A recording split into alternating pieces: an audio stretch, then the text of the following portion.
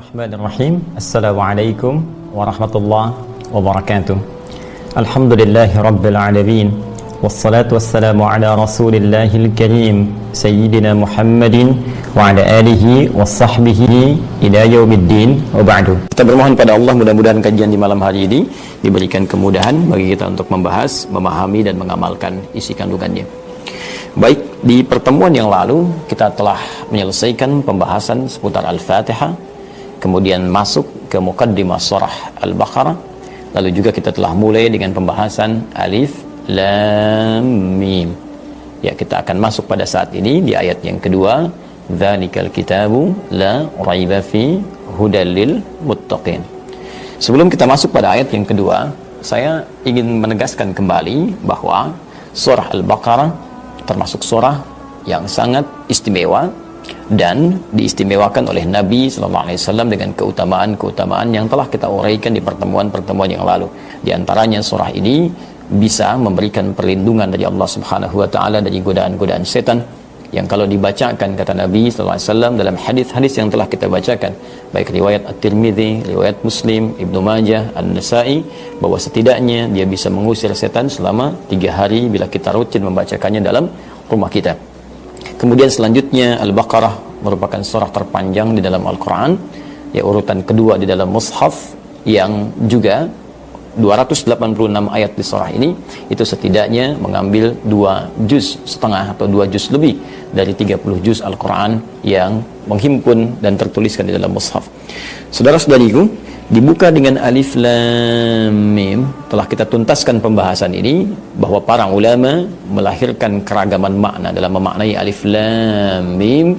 Ada yang mengatakan itu bagian dari nama surah ini, ada yang mengatakan itu singkatan dari A-nya menunjuk kepada Allah, Lam-nya menunjuk kepada Jibril, Mim-nya menunjuk kepada Muhammad SAW, ingin menunjukkan pesan bahwa Al-Quran bersumber wahyunya dari firman Allah, diturunkan melalui malaikat Jibril kepada Muhammad SAW.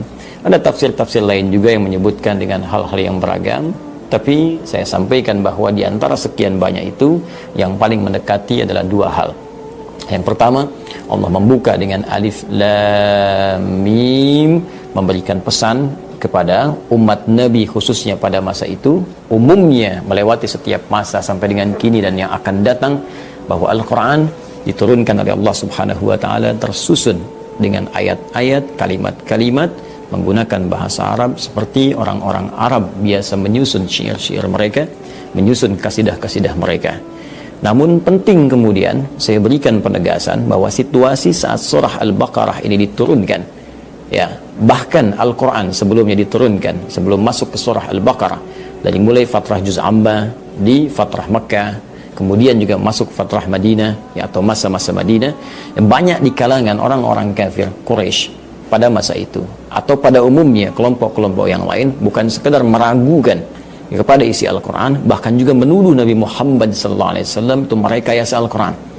Saya pernah sampaikan di sering banyak pertemuan bahwa jika ada disebutkan atau diisyaratkan dalam Al-Quran sebuah informasi yang tidak menunjukkan spesifik kapan kejadiannya, siapa orangnya, maka kejadian dimaksud boleh jadi akan terjadi lagi di masa depan dengan tokoh yang berbeda di situasi yang tidak sama.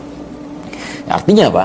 Orang-orang yang pernah menuduh Nabi Muhammad SAW bahwa Quran ini rekayasa Nabi, Quran ini buatan Muhammad SAW, himpunan kisah-kisah, hanya karya manusia saja, produk budaya, bukan hanya disoal oleh orang-orang di masa Nabi, tapi juga akan muncul kembali oleh orang-orang di masa depan yang mungkin akan menyoal otentisitas Al-Quran, validitas Al-Quran, bahkan menuduh Al-Quran dari rekayasa Nabi Muhammad SAW.